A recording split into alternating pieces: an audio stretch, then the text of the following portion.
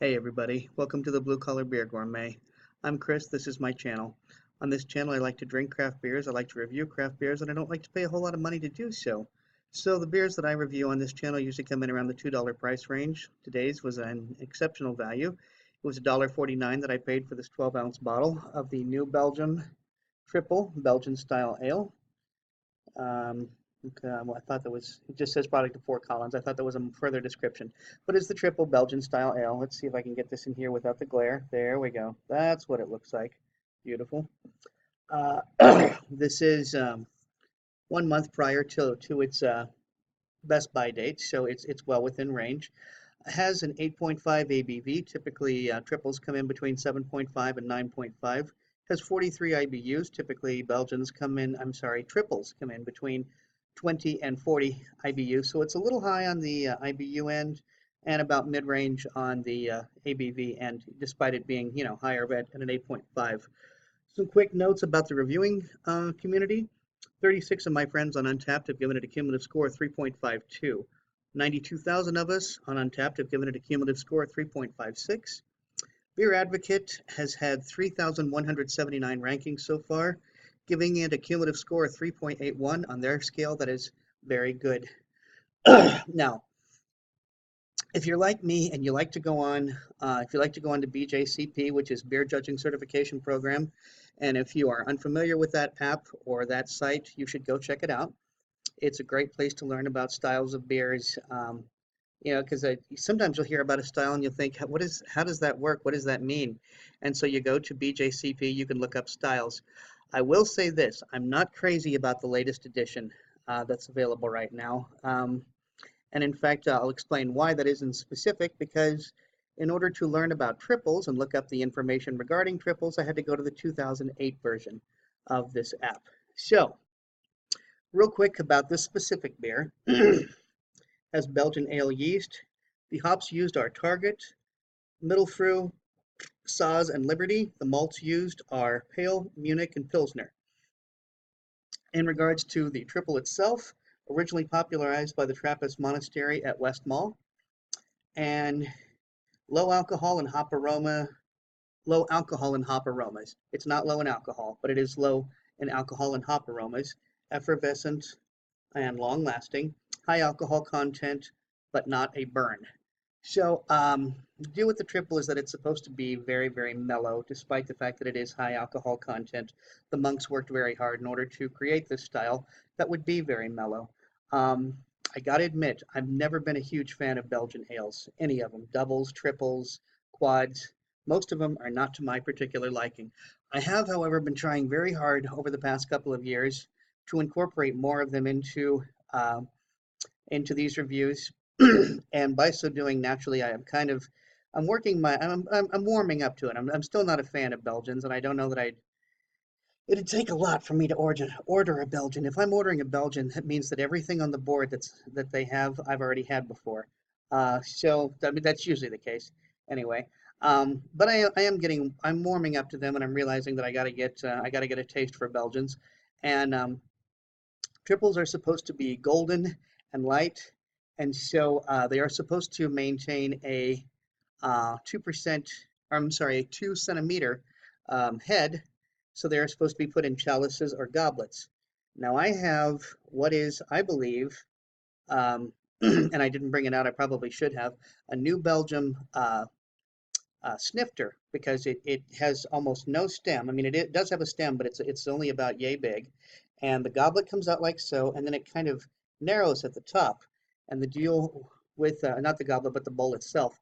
The deal with this is you see this kind of bowls out, but it also stays wide, and it has the gold around the rim, which is actually supposed to encourage the 2 centimeter head.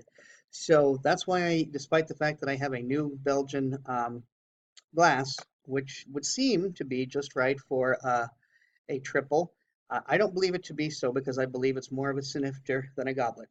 So that's the backstory on that. That's why I'm pouring it into a Stella Artois chalice instead of my New Belgian glass. So let's see, and I'm getting pine cones falling down on me. All right, let's see how this pours. This is supposed to be a nice golden ale. supposed to be very effervescent and maintain its nice creamy 2 centimeter head. So there you have it, gang. Excuse me.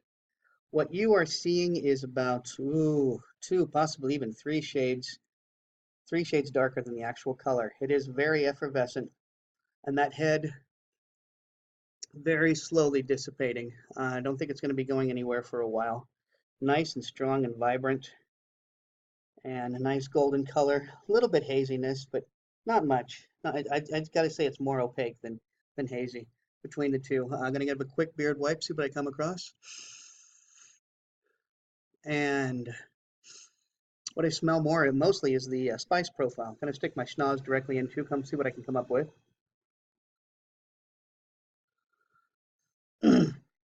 I smell honey, and I smell clove. I smell the slightest bit of banana, but not much, honestly. I just smell a complex spice profile more than anything. I am getting a little bit of the hop smell and some of the sweet maltiness behind that. Just a hint of banana there, just the slightest hint of banana. So I'm going to go ahead, quit yapping my flap, and start drinking. Cheers.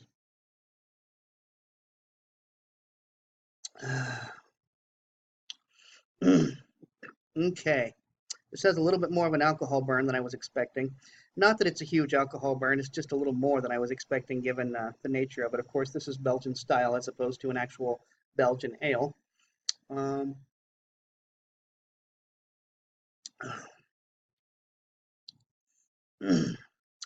It's kind of alcohol-y tasting. I got to be honest. Uh,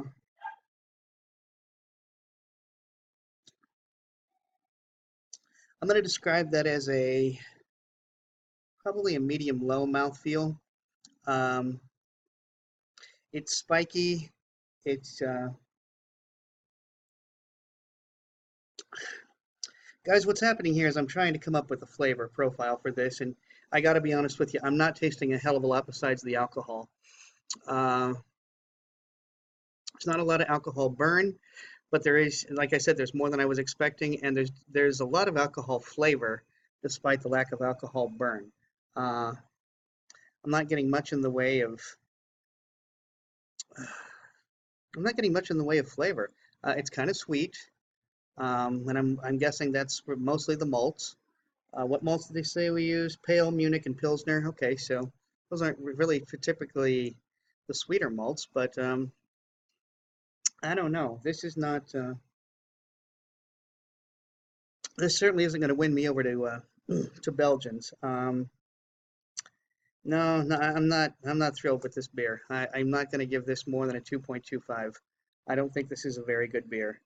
Um, and this is not a case of me buying a beer past date like I notoriously do because I don't check the dates. No, like I said, this is a month before its best by date, so it's still within range. And I'm just tasting.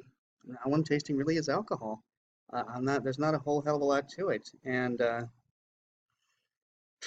I don't know. This is not a great beer, gang. I'm not recommending this beer at all. I mean, like I said, I'm giving it a 2.25, and I think I'm being generous. I don't think it deserves even that.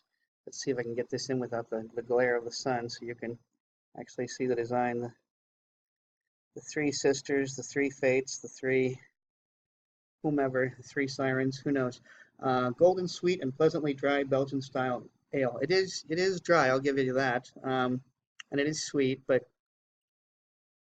I don't know. It's just it just tastes like a glass of alcohol to me. So I'm not crazy about this one. And normally I'm a fan of New Belgium's beer, but not this one. Well, guys, if you like this video, please be sure to like, comment, and subscribe. And until next time, drink good beer and don't break the bank doing it. Cheers.